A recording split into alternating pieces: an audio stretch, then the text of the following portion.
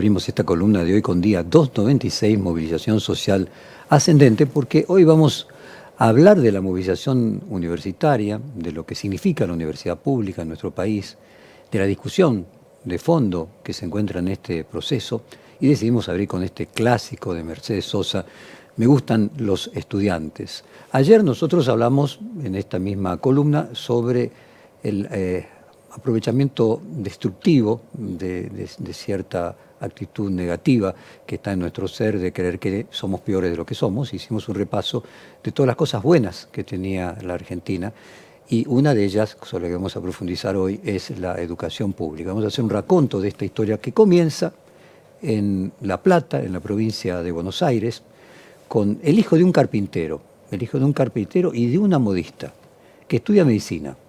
Ese muchacho podía, porque la Universidad de La Plata era una casa de altos estudios, de prestigio y de calidad. Además, gratuita, y le quedaba cerca. Vivía allí en esa ciudad. Hizo sus prácticas en el Hospital Policlínico y luego de recibirse atendió en un pueblo de la provincia de La Pampa con resultados asombrosos. Prácticamente logró que desaparezca la mortalidad infantil y creó un banco de sangre al que los vecinos acudían voluntariamente.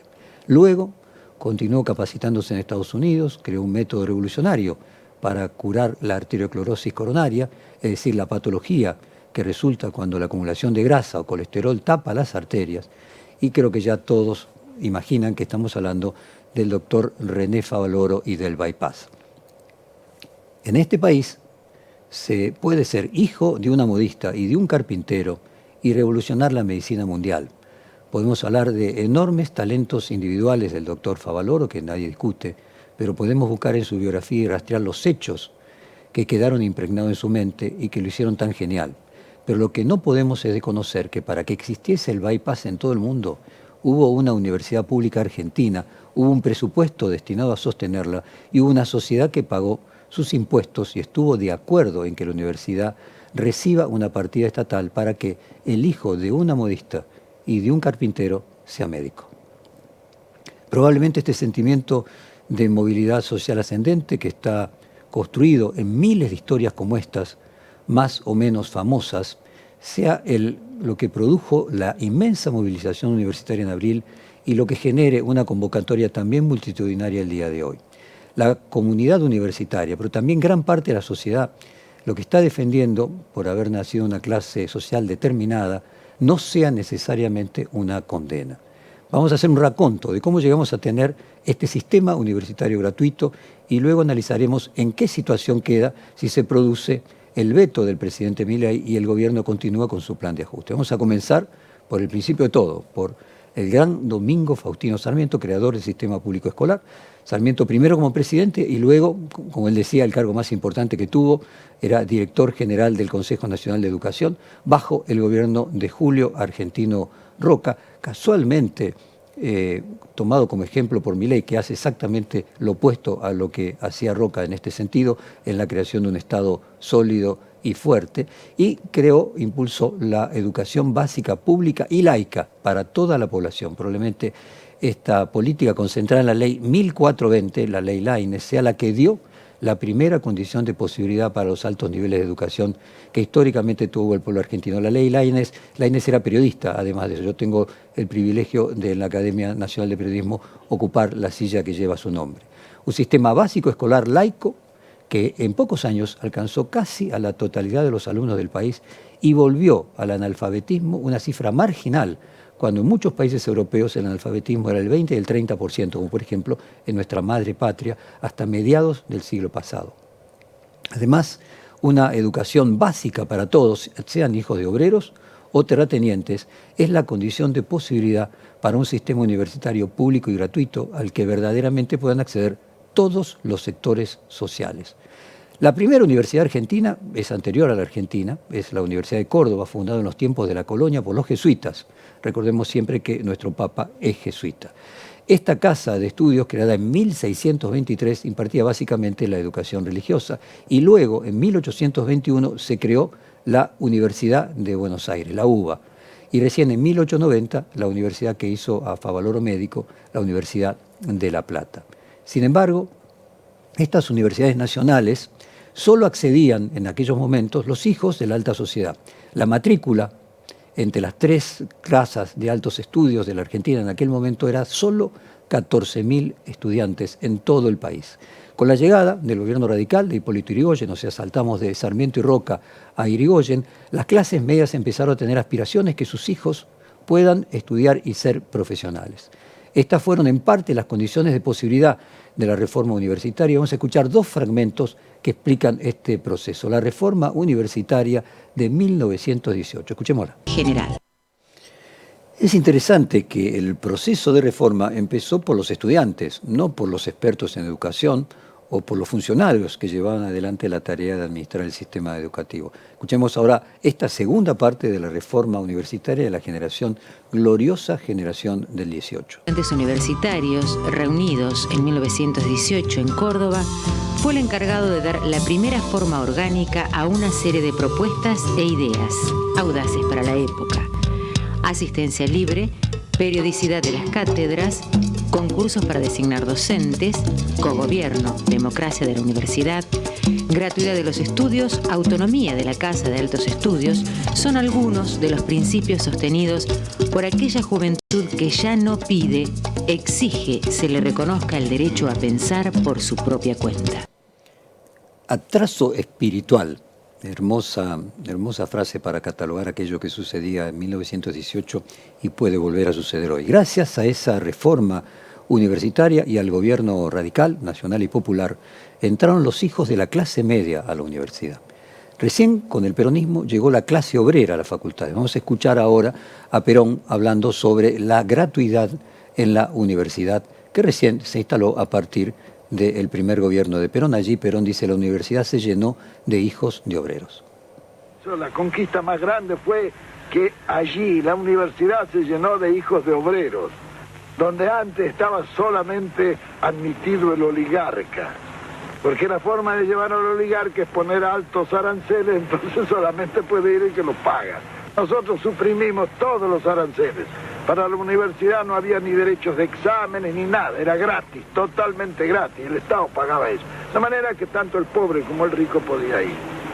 Es muy interesante, aquellos que además de escucharnos por radio nos ven por televisión, que veían las marchas de 1918, se parecían al Mayo francés del 68, o sea, Argentina adelantaba 50 años lo que estaba de alguna manera sucediendo luego en Francia, y lo que planteaba Perón en mediados de la década, fines de la década del 40, es lo que plantea Lula cuando él decía en Brasil que él era un hijo obrero que no había podido ir a la universidad, pero que ahora se dedicaba a fundar universidades, que él fundó más universidades en Brasil.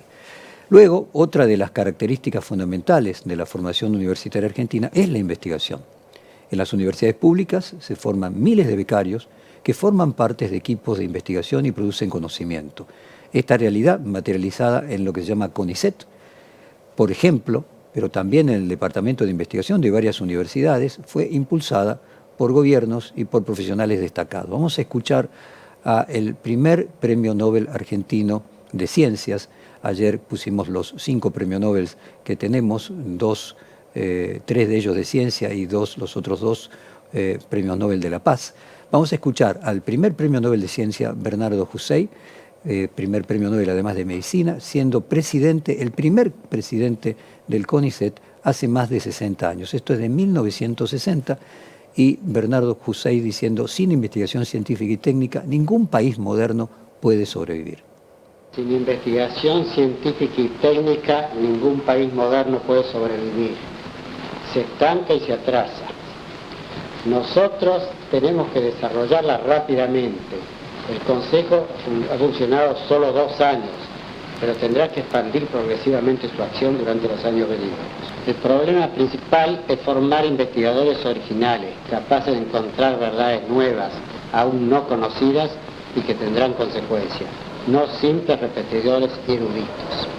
Con ese fin, nosotros hemos establecido becas en número ya de 200 para trabajar en el país, y hemos enviado a 121 becarios al extranjero. Además, les damos medios de trabajo, para lo cual hemos acordado más de 300 subsidios hasta el momento actual. Estos son las principales acciones que ha desarrollado el Consejo en sus primeros años, pero contemplamos otras que este año se irán programando paulatinamente. Quienes nos siguen todos los días recordarán que nosotros colocamos parte de este testimonio de Jusey ayer, dijimos que lo íbamos a repetir hoy, y tiene que ver con tratar de imaginarnos todos juntos esa Argentina, ¿no? 1962, cuando se funda el CONICET, luego de este reportaje a Jusey en el 60, Argentina tenía desarrollo científico nuclear, el único país de toda Latinoamérica y digamos de Iberoamérica. Vamos a seguir ahora con la fundación del CONICET, 3 de agosto de 1962, la creación del primer instituto del CONICET. El Instituto Nacional de Limnología nace en la década del 60, particularmente en el 1962. Nace como una preocupación por parte de aquellos investigadores en desarrollar las líneas de trabajo sobre los ambientes acuáticos continentales. Le da la importancia al agua en su momento. Eran pioneros en la investigación y en reconocer que los humedales son significativos y fundamentales para toda nación. Cuando nosotros empezamos esto, jamás imaginamos que iba a llegar a lo que llegó. Hoy pensaba, ¿qué palabra podía resumirlo? Y creo que fue pasión. A nosotros no nos frenaba nada. Nosotros íbamos donde fuera, como sea, con medios, sin medios. No teníamos freno para hacer las cosas. En esa época no había computadora, no había calculadora, no había nada. Y lo hacíamos todo a mano. O sea, era todo diferente. Pero a nosotros nada nos frenó. Muy interesante que lo primero que funda el CONICET el 3 de agosto de 1962 es el Instituto de Limnología. Limnología, acá estamos averiguando, es el estudio de los humedales.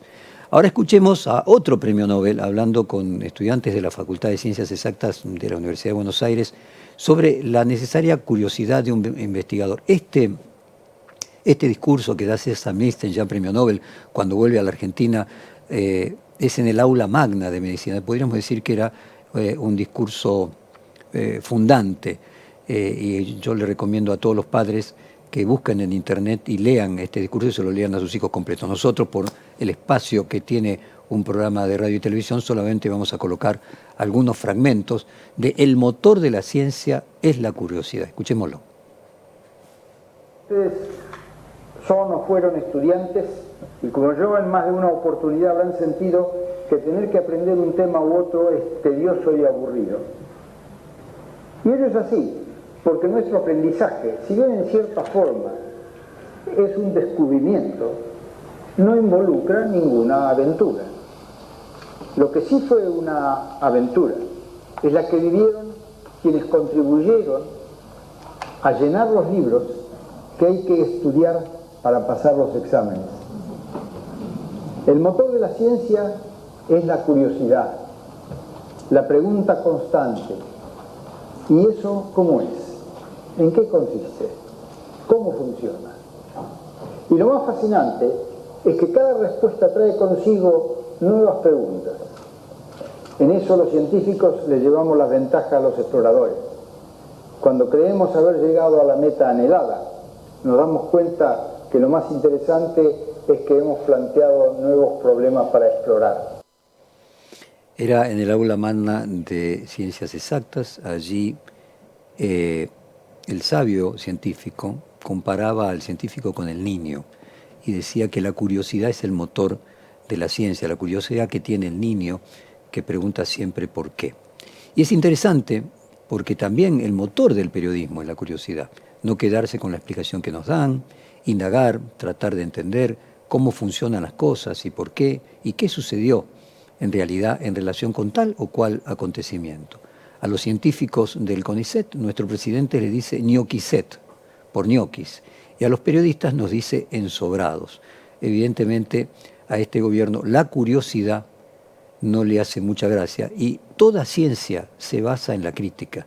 No hay ciencia sin refutación, que es casualmente lo contrario al dogmatismo que caracteriza a las ideas de nuestro presidente. Ahora vamos a escuchar a algunos presidentes y el lugar que le fueron dando a la educación pública en sus discursos. Obviamente nos vamos a referir solamente a los presidentes de la democracia recuperada y vamos a comenzar con nuestro clásico de siempre, nuestro querido Raúl Alfonsín. Esto es Una escuela en 1989. Escuchémoslo. Yo los felicito a ustedes. No sé si se ha buscado este día, no sé si es una coincidencia, pero qué lindo que sea el Día de las Américas, aquel en que se inaugura esta escuela, este edificio para esta escuela y este jardín de infantes, la patria grande que soñaron los libertadores, la única región en vía de desarrollo absolutamente consustanciada con la libertad y la democracia pluralista, pero al mismo tiempo también la región de la marginalidad, de la violencia, del narcotráfico, de la pobreza y del estancamiento. Esta escuela, en el Día de las Américas, está proclamando la decisión y la voluntad del pueblo argentino de superar ese estancamiento. Bueno, vamos a escuchar a alguien que no tiene la capacidad oratoria de Alfonsín. Es el presidente Carlos Menem, quien es bastante criticado por la Ley de Educación Superior y la Ley Federal de Educación, dos iniciativas a las cuales se le adjudica parte del desfinanciamiento de la educación pública. Cadena Nacional, Carlos Menem habla de la reforma universitaria en 1992. Escuchémoslo. Ya comienzan a vislumbrarse las posibilidades de atender las cuestiones prioritarias de ese Estado al que aspiramos. Una de ellas, y lo decimos sin ninguna duda ni vacilación, como lo hemos sostenido desde siempre, es la educación. En esto tenemos antiguas convicciones que resulta innecesario repetir. La educación es una responsabilidad básica del Estado y la sociedad, y como tal carece de fronteras políticas o territoriales. En medio de la crisis, la nación y las provincias han venido trabajando con un criterio federal, como nunca existió antes. La participación en conjunto ha permitido políticas transformadoras y nunca se cayó en el desánimo ni en el pesimismo. Aquellos que además de escucharnos por radio nos ven por televisión pueden ver un Menem que aquellos que tienen más edad, que fueron conociendo cómo iba cambiando su peinado, ¿no? Acá había un peinado que enfocaba al cielo como una especie de torre hacia arriba, en lugar de las patillas, de crecerle el pelo hacia abajo. Bueno, él en estos peinados le crecía hacia arriba, y cierta reflexión, quizás sea simplemente casualidad, de algo con el pelo que tienen este tipo de personas con esta ideología, ¿no? El caso de Milei, el caso de Trump, que era muy famoso ese peinado con jopo, que no sé qué significará. Quizás es simplemente una identificación estética del actual presidente con aquel que lo considera el mejor presidente de la historia. Me refiero a Milei con Carlos Menem. El siguiente gobierno fue el de Fernando de la Rúa, y hubo una importante polémica por la reducción del presupuesto universitario. Quien fue ministro de Economía y duró muy poco tiempo, Ricardo López Murphy, hoy diputado nacional, una persona que sin duda tenía buenas intenciones, pero cuando decidió el ajuste de los universitarios, apenas pudo durar pocas semanas. Vamos a los anuncios económicos de López Murphy en el año 2001 sobre el recorte del presupuesto universitario. En cuanto a las universidades, estas han recibido un aumento importante de recursos durante la última década, pasando de 919 millones en 1992 a 1.744 millones en el año 2000. Este año, para acompañar el esfuerzo fiscal, las transferencias a las universidades desde el Tesoro no podrán superar los 1.440 millones de pesos, lo que implica una reducción de 360 millones respecto a lo presupuestado. Luego de estos anuncios se produjo una importante movilización universitaria. Prácticamente todas las universidades del país fueron tomadas por sus estudiantes y hubo importantes marchas a lo largo y lo ancho del país. 2 semanas después de haber asumido como ministro de Economía y realizado estos anuncios, López Murphy tuvo que presentar su renuncia. Vamos a saltar en el tiempo, vamos a pasar ahora a Néstor Kirchner, un discurso de Néstor Kirchner al asumir sobre la educación. Estamos en el año 2003. Tenemos que trabajar mucho, tenemos que poner mucho esfuerzo, tenemos que estar donde están los problemas. Nos faltarán muchas cosas, pero no nos falta ni ganas, ni fuerza, ni decisión de construir una Argentina distinta donde todos podamos volver Y para ir terminando, les vuelvo a repetir, para nosotros es tan importante como Daniel lo sabe, un chico de la capital federal, como un chico de Jujuy, de Entre Ríos o Tierra del Fuego. Todos tienen que tener el mismo nivel de acceso a la educación. Así que les agradezco profundamente.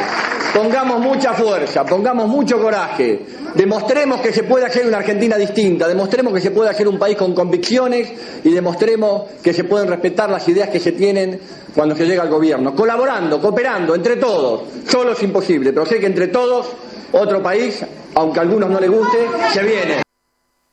Otro país se viene. Y bueno, pues saltamos ahora 10 años más en el tiempo, vamos al año 2013. Cristina Kirchner, en su segunda presidencia, lanza el Plan Quinquenal de Formación Docente. Decía, la educación pública formalizó esta clase media única en Latinoamérica. Que hoy estamos recuperando en la Argentina algo que habíamos perdido y que era también la educación pública, el valor de la educación pública, que yo quiero rescatar acá como el gran nivelador. El gran nivelador. Cuando uno, y no hay que irse a Estados Unidos o a algún lugar extraño, por acá cerca, no importa.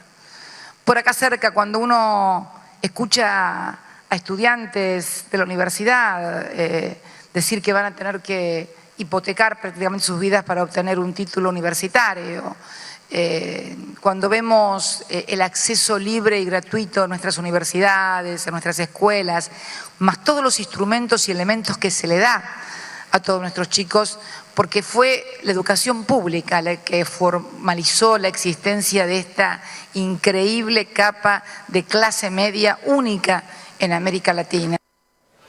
Bueno, cuando se refería a Cristina Kirchner, aquí nomás se estaba refiriendo exactamente a Chile. Ubicémonos en el año 2013, las luchas que determinaron luego una eclosión social nunca vista en la historia de Chile, comenzó en los universitarios. Y de hecho, el actual presidente Boric era uno de los líderes estudiantiles de esas revueltas estudiantiles que comenzaron por la universidad, luego pasaron por el aumento de boleto de 30 pesos chilenos, que serían como 10 centavos, podríamos decir, de dólar, pero luego terminó en esa eclosión social que inició la universidad. El gobierno de Kirchner, de Néstor y de Cristina, tiene claros y oscuros con el tema de las universidades, tiene el enorme mérito de las construcciones de muchas universidades, fundamentalmente en el conurbano y el interior del país, al mismo tiempo otras zonas oscuras como la falta del estado de abandono, podríamos decir, edilicio de muchas universidades. Vamos a escuchar ahora una triste, célebre frase de Mauricio Macri, ya en la presidencia, conferencia de prensa con los resultados de las pruebas Aprender, año 2007. Macri allí dice: hay una terrible iniquidad en el que puede ir a una escuela privada y contra aquel que cae en la escuela pública. Escuchémoslo. Los resultados fueron muy malos. Sorprendentemente malos. Para citar, 7 de cada 10 chicos que terminan el secundario no tienen conocimientos básicos de matemáticas y 5 de cada 10 no comprenden textos, lo cual marca también otro problema de fondo, que es la terrible inequidad entre aquel que puede ir a una escuela privada versus aquel que tiene que caer en la escuela pública. Pues no solamente no tenía dotes de orador, sino muchas veces sus pensamientos eran bastante inadecuados, como este de caer en la educación pública cuando el 80% de la Argentina está educado en la educación pública. Llegamos a la actualidad ya, vamos a un fragmento de Javier Milei, estamos terminando esta columna. Es interesante señalar algo que decíamos en la columna de ayer. Para Milei, toda esta historia que acabamos de recorrer está mal, es decadente y es responsable de todos los problemas que tenemos en la actualidad.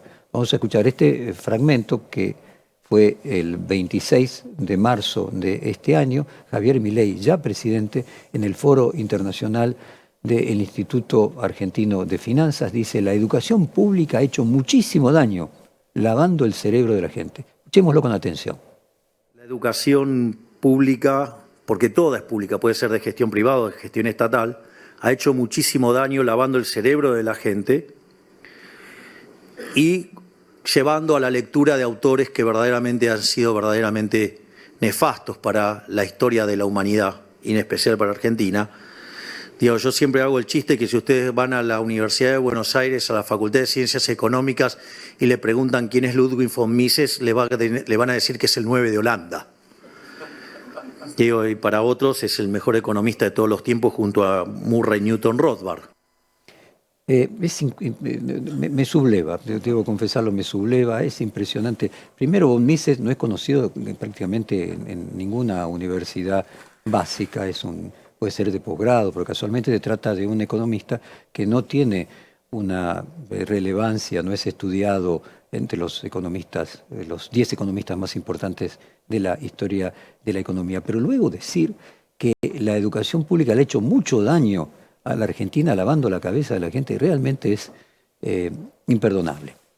La realidad, al contrario de lo que dice nuestro presidente, es que la educación pública ha formado dirigentes políticos con distintas tendencias. Por ejemplo, formó a Juan Grabois y a Miriam Bregman en el extremo ideológico de la izquierda, pero también a Carlos Menem, el responsable del gobierno al que Milei postuló como el mejor gobierno de la historia, o a su ministro de Economía, Luis Caputo, que considera un gigante o un coloso a su ministro de Modernización, Sturzenegger, que estudió en la misma facultad que estudió Favaloro. La educación pública en general y la universidad pública en particular es de lo que podemos enorgullecernos, es algo que sí hicimos bien como sociedad y tenemos que sentirnos orgullosos. Obviamente tendrá sus problemas, deben abordarse, pero eso no se va a lograr nunca con menos presupuesto. Se podrá discutir cómo administrar mejor ese presupuesto universitario, pero hoy un docente responsable de llevar una clase con trabajo exclusivo gana 460.000 pesos. Efectivamente, si el gobierno quiere ajustar a la casta, no la va a encontrar en aquellas personas que están al frente de un pizarrón y en una universidad pública. Esperemos que la sociedad pueda valorar los logros de nuestra universidad pública y decida apoyar a quienes se movilizan para defenderla hoy. En honor a quienes se van a movilizar hoy, a los docentes, a los estudiantes, a los familiares que acudirán a la movilización, vamos a terminar esta columna. Modo Fontevecchia.